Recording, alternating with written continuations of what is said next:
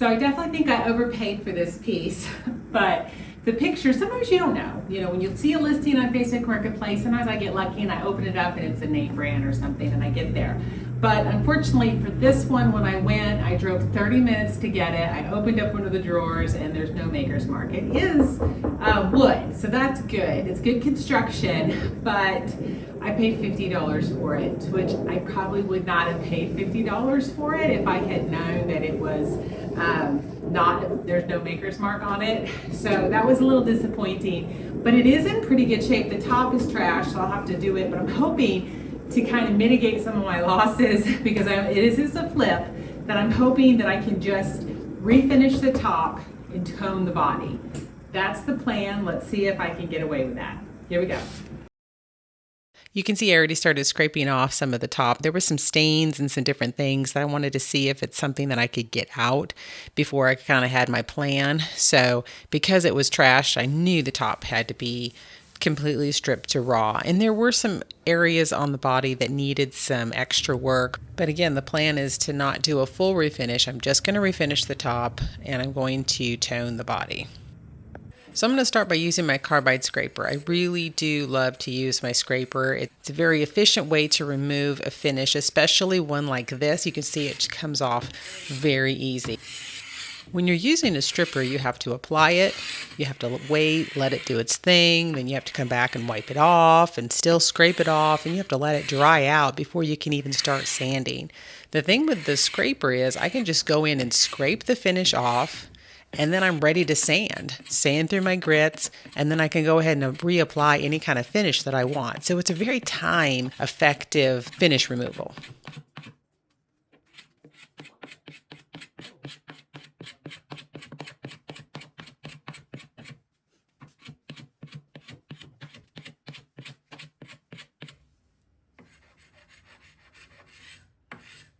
The scraper got off most of the finish, so I am going to go in starting with an 80 grit, get off any remaining finish, and then I'll go ahead and sand with a 120 and end with a 180.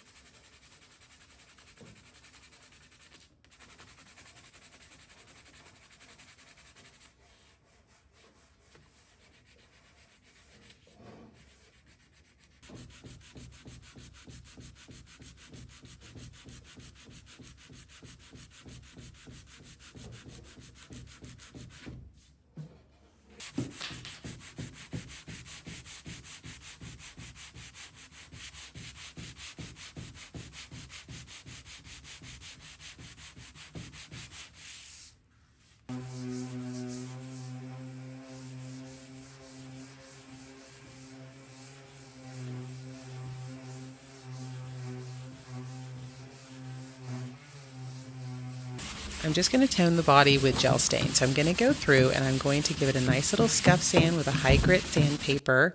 This is about 220. I'm just roughing up the surface and just kind of buffing off the shine. Then I'll go through and I will clean it with a 50-50 mixture of denatured alcohol and water, and then I'll be ready to go ahead and apply the gel stain.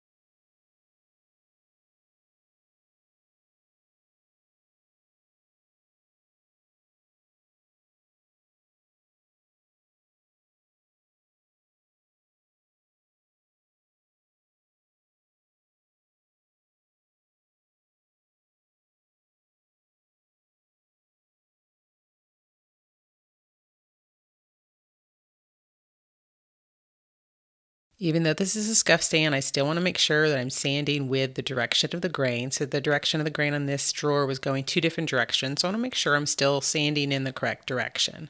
This is not going to get out every imperfection. You'll see at the end there's still going to be some divots and different things that I didn't sand down, that I didn't fill in. This is just a quick refresh on the dresser. So some of you may not like this, but this is a quick flip, and this is kind of the whole point of the toning process that I'm going through.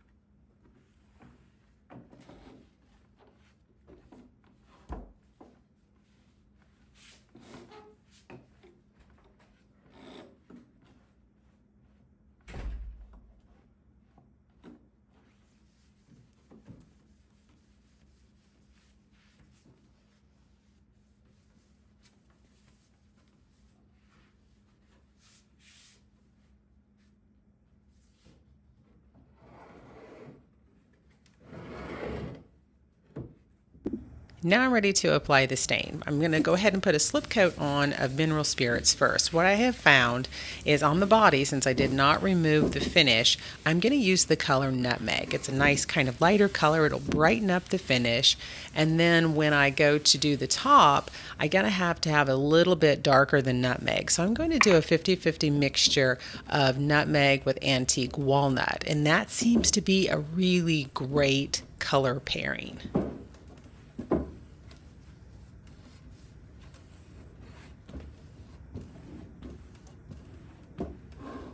After I apply the slip coat of mineral spirits, I'll come back with the gel stain, just simply wipe it on and then wipe the excess off. Gel stain is not a penetrating stain, it just stays on top of the wood. So it's a great stain to use when you just want to refresh a finish. It's not maybe too scuffed up, it's in pretty good shape, you just need to revive it. Gel stain is perfect for that application.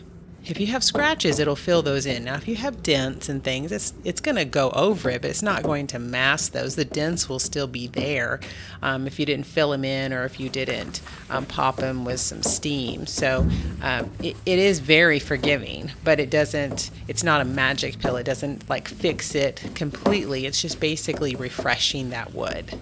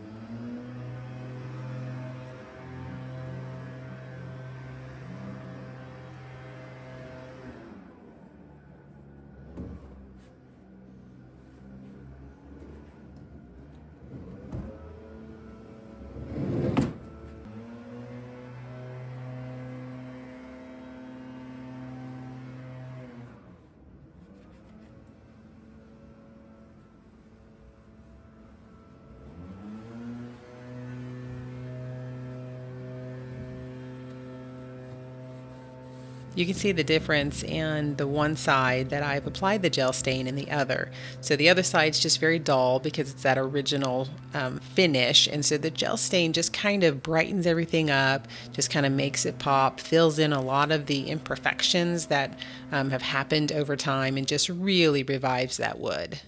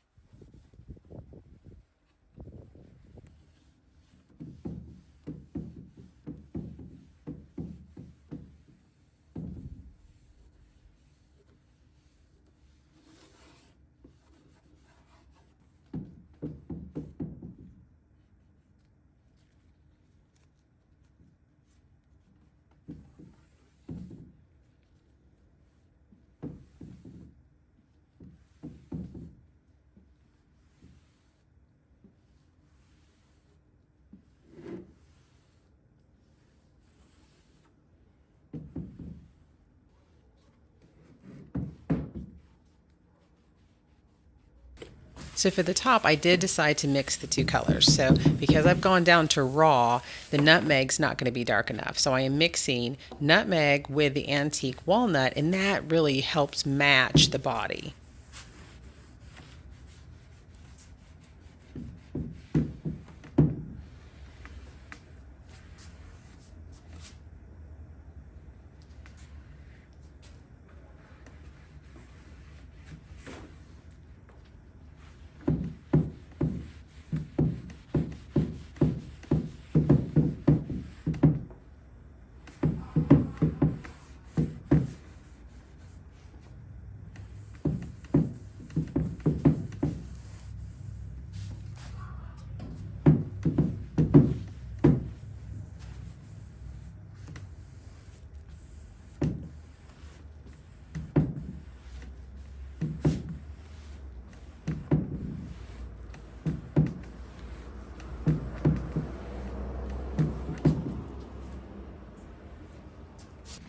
After that dries, I'm going to go in, I'm going to seal everything with 2 coats of a hard wax oil by Osmo. It's going to provide a really beautiful, durable finish with a low luster shine.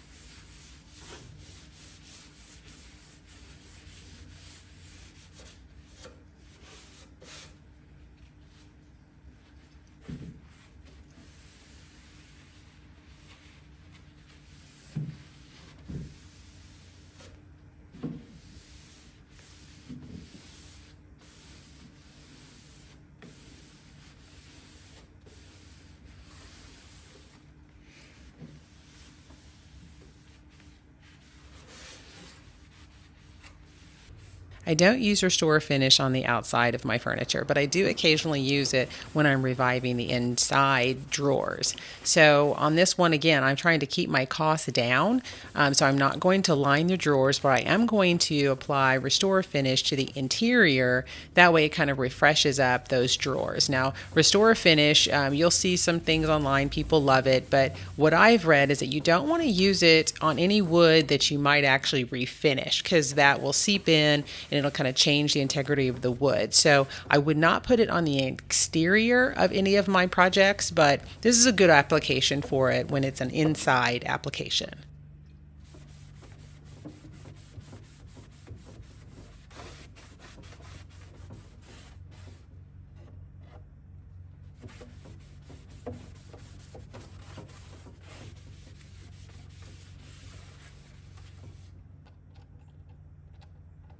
Let's look back at the before. Obviously, the top needed a full refinish, but the body was in pretty decent shape. It did have some scuffs and some dings, but after just doing some toning and the full refinish on the top, here's the final product.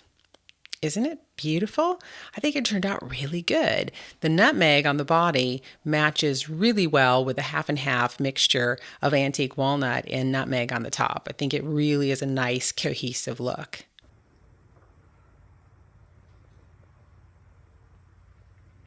Now, this is not a full refinish. I didn't get every single ding sanded out. I realized that, and I disclosed that when I advertised this on Facebook Marketplace. I advertised that the top was a full refinish and that I refreshed the body. Gave all of the detailed pictures up close so people knew exactly what they were getting. And so this is not a high dollar flip. I decided not to do a full refinish because this is a business and this is a business decision. I needed to make the best decision for my time as possible. So sometimes it's about making the most out of your flips, and sometimes it's about making the most for your time as well. And so here are my numbers. I paid $50 for the piece, and my supplies were $10. I paid my kids to clean it and to polish the hardware. I sold it for $250. I had to pay $21 in sales tax. I only invested 2 hours. My net profit was $139, and I made $69.50 an hour. Not bad. Tell me what you think, and thanks so much for watching.